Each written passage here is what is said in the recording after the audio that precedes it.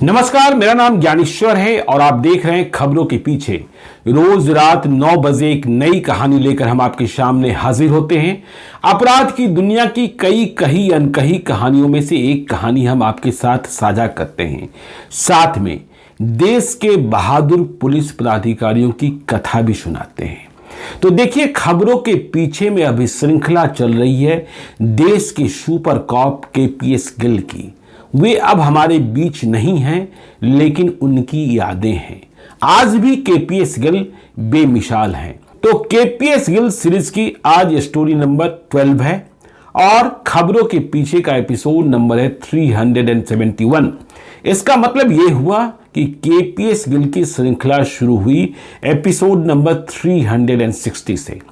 तो देखिए, आज देश के सुपर कॉप के बारे में आपको हम कई महत्वपूर्ण जानकारियां देने जा रहे हैं, जिससे आप समझेंगे कि केपीएस गिल की पर्सनैलिटी कैसी थी और केपीएस गिल के भीतर टीम लीडर की क्वालिटी कैसी थी।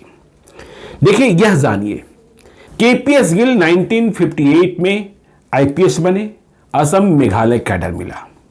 जब वे 1969 में कामरूप के एसपी थे तो जानकर आप हैरान होंगे तब उनकी सैलरी कितनी थी, कितना वेतन रहा होगा केपीएस गिल का। सोच सकते हैं आप, एक आईपीएस पदाधिकारी की तनख्वाह तब क्या होती थी। सोचिए, कुछ सोचा होगा आपने। चलिए मैं ही बता देता हूं। तो केपीएस गिल की सैलरी भारतीय पुलिस सेवा के पदाधिकारी के तौर पर, कामरूप के एसपी के तौर पर 740 रुपए प्लस 120 रुपए प्रति महीने की तनख्वाह थी। मतलब 740 प्लस 120 रुपए के ग्रेड में वे आईपीएस पदाधिकारी थे। देखिए, केपीएस गिल इस बात को कबूलते हैं बहुत ईमानदारी से, क्योंकि केपीएस गिल के साथ विवाद भले बहुत रहे हों, विवाद रहेंगे भी कैसे नहीं। पंजाब में आतंकवाद का जो उन्होंने खात्मा किया, केपीएस गिल कहते हैं, मैं पैसे के पीछे कभी नहीं भागा, मुझे पैसे की कमी सदैव रही। तो जब वे कामरूप के एसपी थे और 740 प्लस 120 860 रुपए की तनख्वाह थी, तो गिल कहते हैं, उन्होंने यह बात लिखी भी है कि मेरा काम इतने पैसे से नहीं चलता था, मुझे हर महीने पैसे कम हो जाते थे और मेरा जो खर्च था कुछ फालतू का भी खर्च था। जैसे मेरा शौक था कि मैं शुरू से व्हिस्की पीता था, महंगे वाइन पीता था और यह खर्चीला था। मेरे बच्चे गुवाहाटी के अच्छे मिशनरी स्कूल में पढ़ते थे, तो जो वेतन मिलता था उस वेतन से मेरा खर्च नहीं चलता था। अब आप सोच रहे होंगे, जब वेतन से केपीएस गिल का खर्च नहीं चलता था तो पैसे लाते कहां से थे। तो देखिए, केपीएस गिल की मजबूरी, केपीएस गिल की जरूरत को केपीएस गिल के पिता आरएस गिल समझते थे, जो पंजाब सरकार के बड़े टेक्नोक्रेट थे और बड़े लैंडलॉर्ड भी थे। उन्हें पता था कि मेरा बच्चा कमरपाल का खर्चा कितना है, इसलिए वे अपने आईपीएस बेटे को हर महीने पंजाब से एक निश्चित राशि भेजा करते थे और यह राशि केपीएस गिल को काम आती थी। केपीएस गिल कहते हैं, जो मुझे तनख्वाह मिलती थी हर महीने, उस तनख्वाह को भी मैंने कभी अपने पास नहीं रखा। जो मेरे डिपार्टमेंट का, पुलिस डिपार्टमेंट का कैशियर होता था, वही मेरे तनख्वाह की देखभाल करता था। जब जरूरत होती तो मैं पूछ लेता कि पुलिस डिपार्टमेंट से मिले पैसों में मेरा कितना पैसा अब बचा हुआ है। तो कैशियर जो जवाब देता, उसके बाद मैं उसे बता देता कि आपको इस मद में इतना पैसा देना है, स्कूल का फी भरना है या बाकी जो खर्चे हैं उसका भुगतान करना है। तो केपीएस गिल इस तरीके से बड़े बने थे। केपीएस गिल के खिलाफ आपको भ्रष्टाचार का आरोप नहीं दिखेगा। तो देखिए, केपीएस गिल की कहानी अभी असम में ही चल रही है और असम के बाद जब पंजाब में घुसेंगे तो आप जानते हैं कि यह कहानी किस तरीके से विकराल दृश्य धारण करेगी। विकराल दृश्य इसलिए धारण करेगी क्योंकि इससे देश का भला हुआ, पंजाब में आतंकवाद का खात्मा हुआ। तो देखिए, केपीएस गिल बहुत लंबे समय तक असम में कामरूप के एसपी रह गए। वे इस संस्मरण को भी याद करते हैं कि जब उनका तबादला हुआ, जब वे प्रोन्नत हुए डीआईजी के तौर पर, तब असम के गवर्नर थे एलपी सिंह, और एलपी सिंह ने कामरूप के नए बनाए गए एसपी मिस्टर गोस्वामी को कहा था कि देखो, जिस केपीएस गिल से तुम चार्ज ले रहे हो, केपीएस गिल जैसा बनना या केपीएस गिल की तरह जिले को चलाना बहुत ही टफ टास्क है, इसलिए चलना संभल कर। खैर, तो केपीएस गिल की कहानी यह है, केपीएस गिल मानते हैं कि मैं जब कामरूप में था एसपी के तौर पर, तो छात्र आंदोलन तो होते ही रहते थे, लेकिन इन आंदोलनों से निपटने के लिए हमने कई रास्ते अख्तियार किए। ऑल असम स्टूडेंट्स यूनियन कभी शांत नहीं बैठने वाला यूनियन था, और इनकी जो डिमांड थी वह कभी कम होती ही नहीं थी। इनका आंदोलन शुरू हुआ था 10 सूत्री डिमांड के साथ, 10 पॉइंट्स प्रोग्राम के साथ, 10 पॉइंट्स डिमांड के साथ, लेकिन आगे चलकर यह 20 पॉइंट्स डिमांड हो गया, फिर 32 पॉइंट्स डिमांड हो गया, और ये इतना हंगामा करते, कहर बरपाते, बंदी करते, बसों को कब्जा कर लेते, हॉस्टल में ले जाते कि मैं तंग आ गया था। तब मुझे लगा कि इस यूनियन के खिलाफ एक पैरेलल लाइन खड़ा करना होगा, तो हमने वहां एक greater Guwahati students union create करवा दिया। इसमें हमने उन छात्रों को शामिल किया जो इन आंदोलनों से और रोज की बंदी से फेडअप थे, और अब दो छात्र समूह जो हैं आपस में टकराने लगे।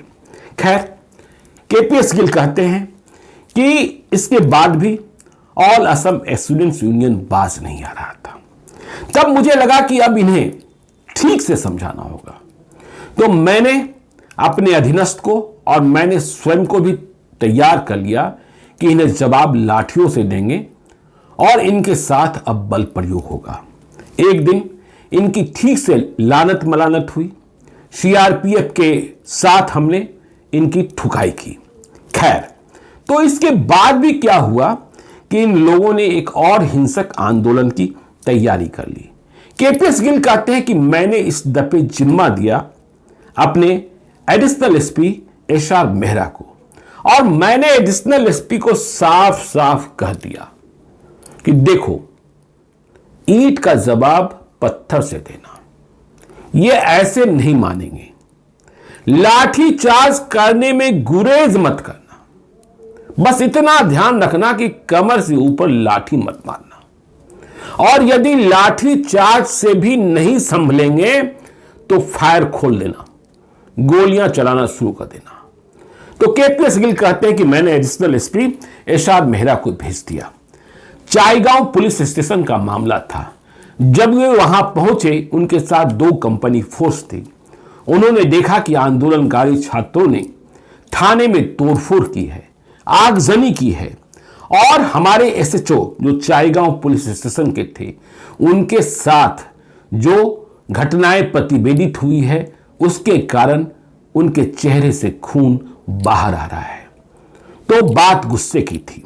इसके बाद एडिशनल एसपी मिस्टर मेहरा, जिन्हें हमने समझाकर ही भेजा था, उन्होंने लाठियां चटकानी शुरू कर दी। ठीक से लाठियां चटकाई गई।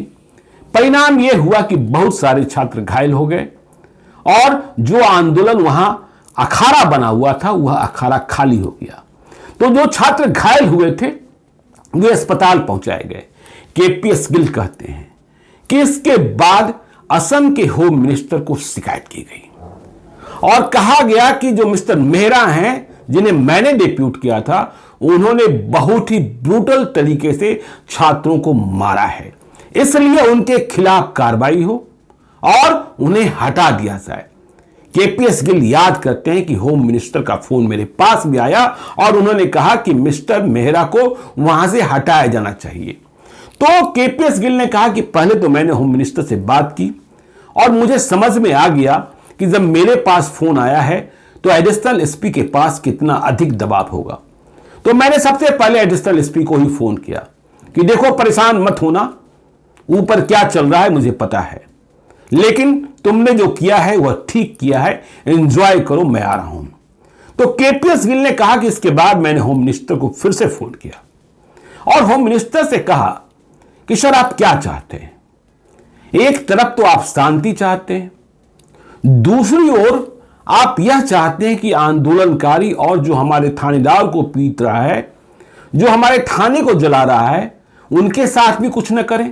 तो क्या इन लुटेरों को हम चाय पिलाएं? तो इन लुटेरों को चाय तो केपीएस गिल नहीं पिला सकता है। इसलिए फैसला आपको करना है कि मुझे आप काम करने की आजादी देंगे या फिर काम की आजादी नहीं होगी। तो केपीएस गिल कहते हैं कि इसके बाद होम मिनिस्टर समझ गए बात को कि जो गिल कह रहे हैं वह सही है। इसके बाद न मिस्टर मेहरा का ट्रांसफर हुआ न एक्शन रुका। केपीएस गिल को याद है 1974 के रेलवे स्ट्राइक का। आपको मालूम है 1974 में रेलवे की हड़ताल हुई थी। केपीएस गिल कहते हैं कि देखिए जब रेलवे की हड़ताल की बात आई तो लॉ एंड ऑर्डर को मेंटेन रखने के लिए एक बड़ी बैठक का आयोजन किया गया। इसमें होम मिनिस्टर भी थे, आईजी भी थे और वहां लॉ एंड ऑर्डर को मेंटेन करने के लिए जो रूपरेखा बताई गई उसे देखकर तो मैं हंस पड़ा, मैं बमक गया, मैं फट पड़ा। केपीएस गिल ने कहा कि हुआ ये कि हमारे जिले में विधि व्यवस्था मेंटेन की जानी थी और इसके लिए दूसरे प्रदेश के सीनियर ऑफिसर्स को बुला लिया गया और कहा गया कि ये जो हैं डायरेक्ट करेंगे। तो मैंने पहले तो पूरी बात सुनी और फिर हम आईजी की ओर मुखातिब होते हुए बोले, आईजी साहब आप जानते हैं कि इस जिले का एसपी कौन है? इस जिले का एसपी मैं केपीएस गिल हूं और इस जिले के डीसी डिप्टी कमिश्नर जिसे आप कलेक्टर भी कह सकते हैं वो मिस्टर बीपी सिंह है। तो आप हमें यह बताइए कि जब मैं एसपी हूं और मिस्टर बीपी सिंह डीसी हैं तो फिर सीआरपीसी में कानूनी कार्रवाई या जो जरूरत हो फैसला लेने का अधिकार किसे प्राप्त है? यह फैसला तो एसपी और डीसी को ही लेना है। तो जब फैसला एसपी और डीसी को ही लेना है तो ये बाहर से भेजे गए सीनियर ऑफिसर्स जिन्हें स्थानीय हालात के बारे में कुछ भी नहीं पता है वे मुझे कैसे डिक्टेट कर सकते हैं? क्या मैं इतना अयोग्य हूं? अब तक इतने आंदोलनों से निपटा हूं, क्या मेरी काबिलियत पर शक रहा है जो ये मुझे डिक्टेट करेंगे? ये डिक्टेट नहीं कर सकते हैं। और ये जो बाहर से अधिकारी आए हैं उनका काम क्या होता है वह भी मुझे पता है। तो केपीएस गिल ने कहा कि ये कुछ नहीं करेंगे, ये मेमो लिखेंगे ताकि इनका अपना स्कीम बचा रहे। लेकिन आप भी जानते हैं केपीएस गिल इन ब्लडी मेमोज का क्या करता है, जो ये खूनी पत्र आते हैं उन्हें क्या करता है। तो सुन लीजिए, जैसा मैं पहले करता आया हूं वैसा ही करूंगा। ये ब्लडी मेमोज आएंगे और उसे मैं डस्टबिन में डालता चला जाऊंगा। तो फैसला आपको कर लेना है कि केपीएस गिल के जिम्मे लॉ एंड ऑर्डर को रखना है और हमारे डीसी हमारे साथ होंगे या जो ये सीनियर ऑफिसर्स आए हैं उनके जिम्मे रखना है। ये सुपरविजन हमें मंजूर नहीं है। तो केपीएस गिल कहते हैं कि जब उन्होंने इतनी मजबूती से यह बात रखी तो होम मिनिस्टर को बात समझ में आ गई। उन्हें लगा कि ये बाहर वाले कुछ नहीं कर सकते हैं और केपीएस गिल के जिम्मे ही जिले की विधि व्यवस्था को देना रेलवे स्ट्राइक के दौरान ठीक होगा और यह जिम्मेदारी मुझे ही मिली। केपीएस गिल कहते हैं रेलवे स्ट्राइक भी निपट गया। रेलवे स्ट्राइक निपटने के बाद छात्रों का आंदोलन फिर से तेज होने लगा। अब इस आंदोलन से निपटना था। इसी बीच खबर यह आ गई कि यूनियन रेलवे मिनिस्टर इन आंदोलनकारी छात्रों से मिलने को आ रहे हैं। अब माननीय मंत्री आ रहे हैं, केंद्रीय मंत्री, तो उनके लिए व्यवस्था तो करनी ही होगी। छात्र आंदोलित थे, तो बहुत मुश्किल से हमने इन आंदोलित छात्रों को तैयार कराया कि देखिए केंद्रीय रेल मंत्री आपसे ही बातचीत करने आ रहे हैं, आपको उनकी बातचीत सुननी चाहिए। तो जब हालात काबू में किए गए बहुत कठिन अवस्था में, तो जो आंदोलित छात्र थे जिनसे केंद्रीय रेल मंत्री को मिलना था, उन्हें हम सभी ने मिलकर हजारों की संख्या में उपस्थित रहे आंदोलित छात्रों को एक स्टेडियम के भीतर कैद कर दिया, या यूं कह सकते हैं कि स्टेडियम के भीतर इकट्ठा कर दिया। तो केंद्रीय रेल मंत्री का कार्यक्रम दोपहर में ही इन छात्रों से मिलना था। छात्र तो गुस्से में ही थे। तो माननीय मंत्री, उनका कार्यक्रम कितने घंटे लेट चलता है यह तो आपको पता ही है। तो मंत्री जी शाम को आए, शाम को 5 बजे। अब उन्हें स्टेडियम ले जाना था, मैं उन्हें एस्कॉर्ट कर रहा था। तो अचानक स्टेडियम से कोई 20 किलोमीटर पहले ही जहां सर्किट हाउस था, मालूम हुआ वहां माननीय मंत्री ने अपने कारवा को रोकने का आदेश अपने पीए को दे दिया। पूरा कारकेट रुक गया। मैंने पूछा कि कारकेट क्यों रुका, क्या विषम परिस्थिति पैदा हो गई। तो मालूम यह हुआ कि ये जो मंत्री जी हैं माननीय, वे रोज शाम को इवनिंग वॉक करते हैं, शाम की सैर करते हैं। तो बगैर सैर किए हुए वे अभी सर्किट हाउस में सैर करेंगे, इवनिंग वॉक करेंगे, उसके बाद चलेंगे स्टेडियम में छात्रों से मिलने। तो फिर से मेरा दिमाग खराब हुआ कि हम सुबह से किस तरीके से निपट रहे हैं, आंदोलनकारी छात्रों को कैसे कंट्रोल किया गया है, कैसे एक स्टेडियम में इकट्ठा किया गया है, कैसे वे पिछले कई घंटों से रेलवे मंत्री के आने का इंतजार कर रहे हैं, और अब ये मंत्री जी कह रहे हैं कि पहले तो हम इवनिंग वॉक करेंगे। तो केपीएस गिल कहते हैं कि मैं मंत्री जी के पास गया और मैंने कहा यह बात ठीक नहीं है, हालात को बहुत मुश्किल से हमने संभाला है और घंटों से आपकी प्रतीक्षा हो रही है।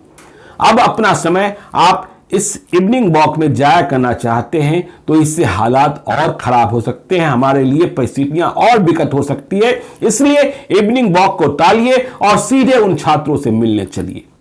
केपीएस गिल कहते हैं कि जब मेरी बात यूनियन रेलवे मिनिस्टर ने सुनी तो उन्हें इवनिंग वॉक छोड़ना पड़ा और वे मेरी बात से सहमत हो गए। उन्हें अच्छा भी लगा कि एक पुलिस पदाधिकारी ऐसा है जो मुंह पर खरी खरी बात करता है। इसके बाद वे छात्रों से मिलने को गए।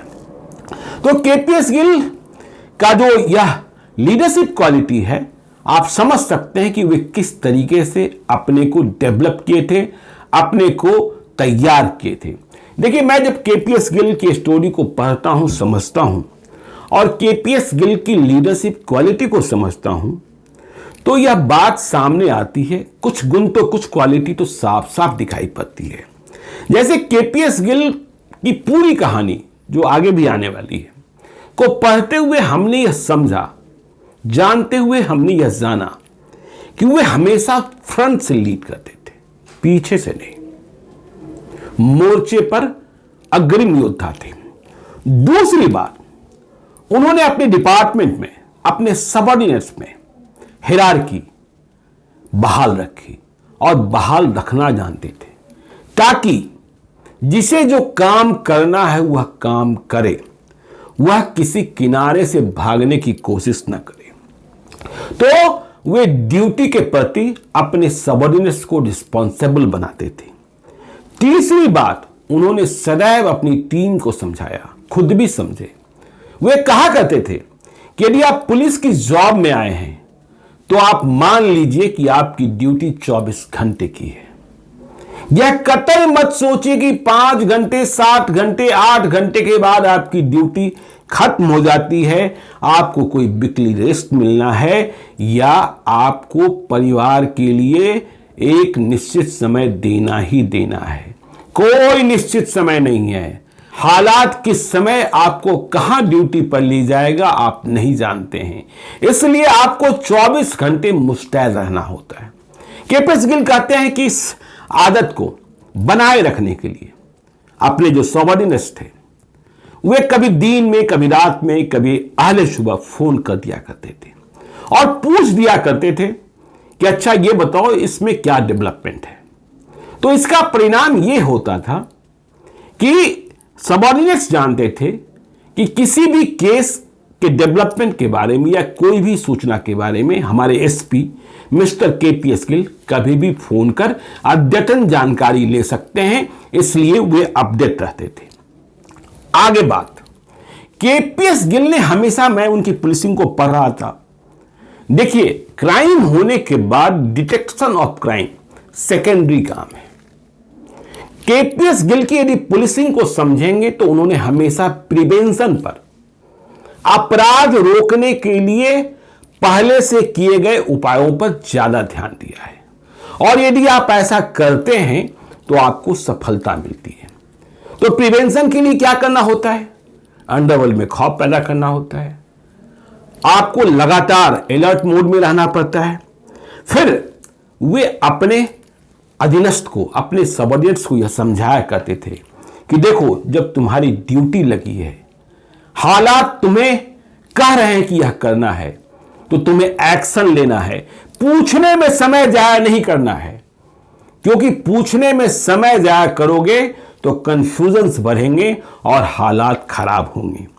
फिर देखिए एक बहुत बड़ी बात जो केपीएस गिल के भीतर थी, वो पुलिस डिपार्टमेंट में सबसे निचले स्तर के आरक्षी मतलब सिपाही, जो सबसे बड़ी ताकत होते थे या ताकत होते हैं, उनका सबसे अधिक ख्याल रखते थे।